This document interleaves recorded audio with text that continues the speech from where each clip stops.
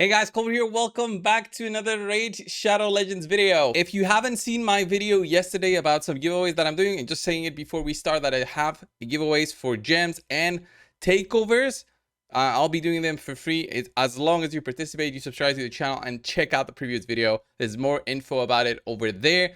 Definitely check that out. There's still some time to participate for the gem giveaway and everything. Okay, getting started. We have summons going on right now. We have the 1+1 event, which we were not aware of. We didn't know that this would happen because Plarium is currently away from their offices. So what you guys see in the news tab is what we see also. Okay, so we do have this 10x events that will be going on for the next couple of days, and this 1+1 event. So 1+1 events, what are they? It's basically you get one extra legendary when the summon happens. So it's almost like having a 2x, but you know, it just happens once. So what that means is you'll get an average on one legendary per 100 shards. So on the 200, which is, well, 220, which is the guaranteed from the ancients, you'll get the 2 legendaries. Okay, it can happen way sooner, but that's how it works in a very basic way. Okay, so the other events that exist, okay, these will be starting on the 27th, 28th, 29th. So after the 1+1 ends, they'll start with Sacreds for Necmo Thaar and Sneak Track, Kadrafon and Kyoku on the 28th, and on the 29th with Hegemon and Baron. Okay, let's get started with the voids to get those out of the way. Those start on Thursday, by the way. So it might be something that they'll be saving for the weekend. We're gonna have more 10x's. Who knows, honestly, with Plarium being away. We have no idea. Usually they give us more information on a Tuesday about 10x's coming in for the weekend. And it's usually a 2x, then a 10x, 2x, then a 10x. So I wonder what they're doing. So Hegemon, this guy is an amazing champion. He has the only passive in the game that works like this, which allows him to go first in each round. He's notorious for his multiple uses, either as a control champion with a stun set, and he gets that first turn every single time he does his A1 or A2 if you're going to use him. It really depends on your playstyle. You can use him in PvE and PvP as well. And you can also use him as a nuke Hegemon. So a lot of damage. You don't care about the speed, and he just bursts down the enemies. So this guy has fallen off in terms of usage because of the reaction gear accessories that have been added to the game, and of course things such as champions that mitigate a lot of damage, and of course the stone skin set. So Hegemon has fallen off a little bit in terms of usage, and he's not as good anymore, but he's still very good if you're fighting speed teams. He really does allow you to go in there with the A1 and reduce the enemy's turn meter with a guaranteed way if you're doing a manual attack. Okay, and then we also have Baron, who saw a rise in usage when his Sky Piercer skill got changed, and now it's available right at the start of the fight. This ignores shields and block damage buffs, as well as 50% of the target's defense. This is a guaranteed way to get some damage through, and it's even better than in terms of, you know, ignoring defense. It's even better than this guy right here, Gerget, which has a 50% chance to do that, right? It's even better, but this guy is special because he also ignores stone skin with his A3 skill. So Baron has become way better than what he was before, and it's especially good if you do have Necret for PvP, specifically if you want to use him in specific comps. So have that in mind. Opening up voids, it's all RNG, it's 10x. It's only for the whales really when you're opening up on a 10x on a non 2x, okay? Not like the one we had for Gerget. And let's have a look at the sacred ones, which is Necmo Thaar. I believe that Necmo Thaar is one of the best champions for the Hydra. He's got a very solid kit with the A1 doing a decreased attack, and this chance increased to 75% against targets under debuffs already. So this can be any kind of debuff that is available. Very good for the Hydra. It's not that easy to make work for the normal clown boss, especially on speed 2 teams that require you to have some buffs on them, like a block damage or an unkillable. This guy will not do so well, so have that in mind. Don't just fit him in to whatever team you currently have. This is a very specific way that he works. He gets an extra turn, increased speed on everybody, fills the turn meter. He has an A2 which decreases speed and applies a leech. So his kit just shouts out, use me in Hydra, okay? So that's where you would use him if you get him. Like, put him in your best team and you'll see a lot of usage out of this guy, and you'll see a lot of potential in terms of building up the teams. It all depends also on what other champions you have, because Hydra is, you know, 6 champions. Next one is Snake Thrag, which I don't like so much. I've tested him before. You can check out my video that I've done before on this guy. Did not like him.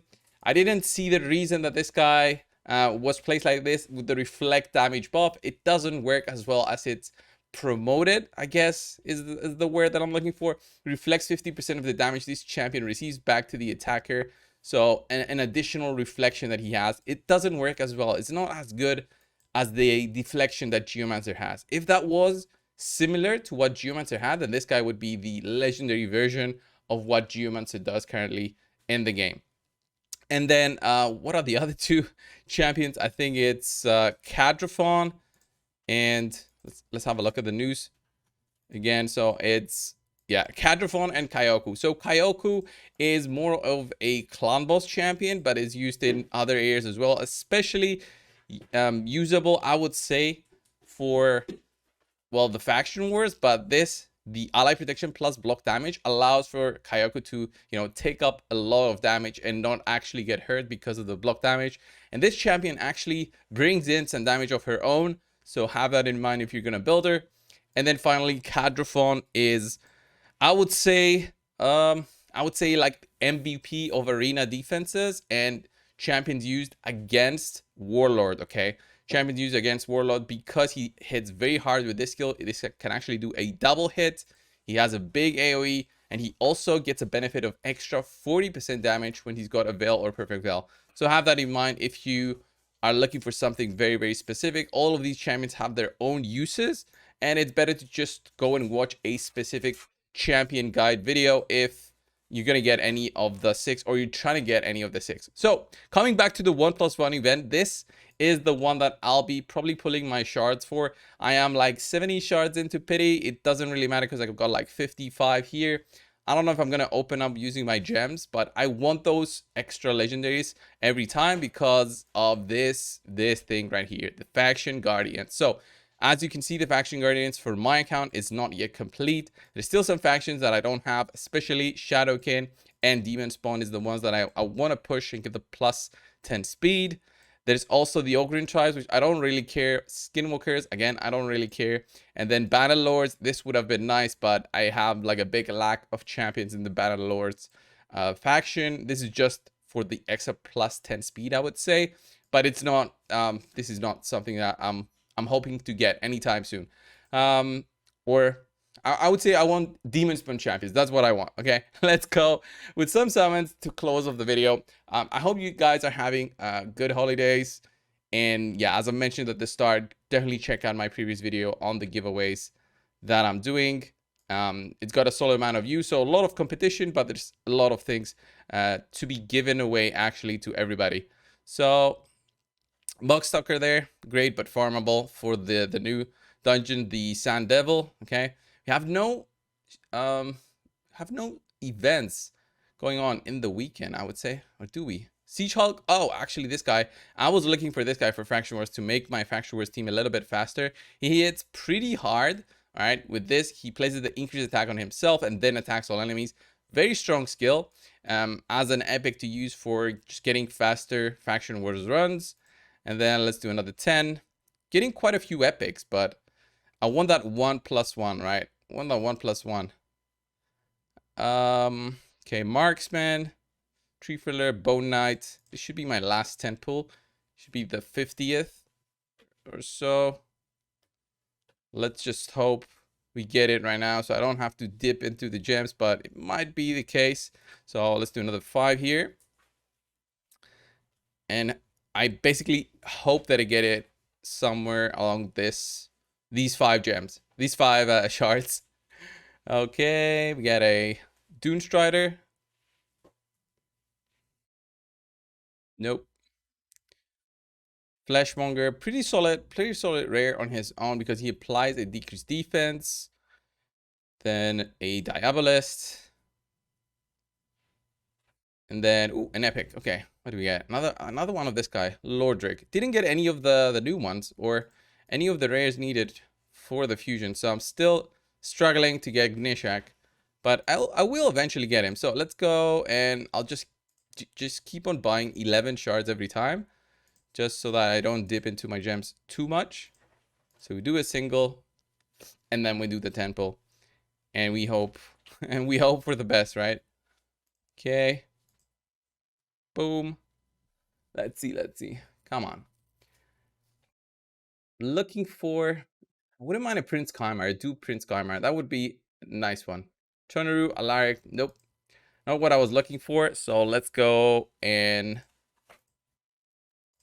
pick up my gems. There we go. Click, click. Do the single. Just in case we get it from the single. So I stop after the single. But of course, it's not going to happen for me. And then we go for the temple. I wonder how many shards I'm into right now. I should be around the 140 mark, which is insane. I don't want to hit pity. It's going to be very hard to hit pity. So yeah, I'm at 150. So I would need another 70. Wow, that's crazy. Let's keep on going. One more shard there. I'll be doing this because I don't want to be using my gems. So I won't go over the amount. And I'll do another 10 pull here. We're looking at 161 right now with this one.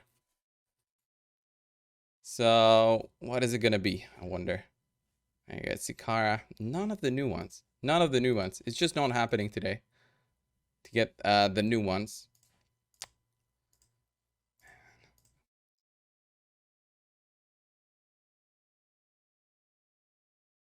Single right there. And nope. Okay. We get a Fury Stroker and another 10 pull. Let's see. Is this going to be it?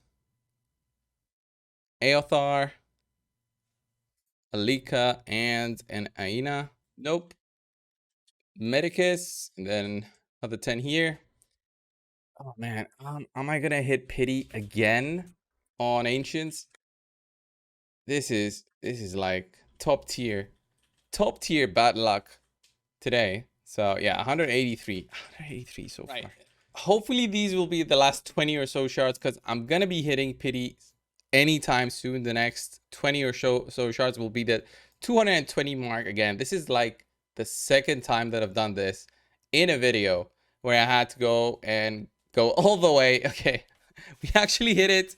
Ooh, Danag Skull Reap. Okay, and a Ghostborn. This is very interesting. Okay, Danag Skull Reap. This guy is a non-dupe, which is perfectly fine with me, because I love getting non-dupe champions. That is just added to the Pokédex, as we say, of getting champion. Ignores shield buffs, decreases the cooldown of the battle flow skill by 2 turns, fills his champion's turn meter by 30%, then places increased critical damage if this attack kills an enemy. He's got a very unique skill with heals the champion by 50% of their max health every time this champion kills an enemy. All right, this is nice. Also grants an extra turn every time this champion kills an enemy from the high elf or dark elf factions. So yeah, that's actually very, very specific, pretty cool. I wonder where I can use this. Probably for PvP, but we'll see. And then I get a Ghostborn, which I'm so happy about, because Ghostborn actually, guys, if you didn't know, if you haven't been following the channel since way back when I started, is Ghostborn was my first ever legendary and my second ever legendary. So insane in terms of, you know, the luck and how lucky you can get in terms of getting legendaries. I felt like the game was bugged or something when I got him for the second time, and it was honestly a waste when you get the same champion on a brand new account, and I wasn't like a big spender way back then. So okay, boom, look at that, finally getting a +4, my first ever +4. This really, yeah, it comes in full circle, as they say, right? The champion you start with becomes now your strongest champion, the strongest champion I have in terms of empowerment.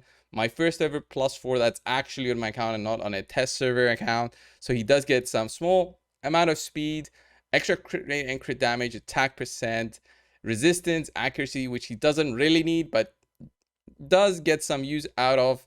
And boom, look at that, +4. And the funny thing is, my buddy Scratch actually, on his old account, he didn't even have Ghostborn. It was just that one of those champions you never get out of summons. Anyway, guys, this was the video. Thanks a lot for watching. Subscribe if you haven't already. I'll see you guys in the next one. See ya.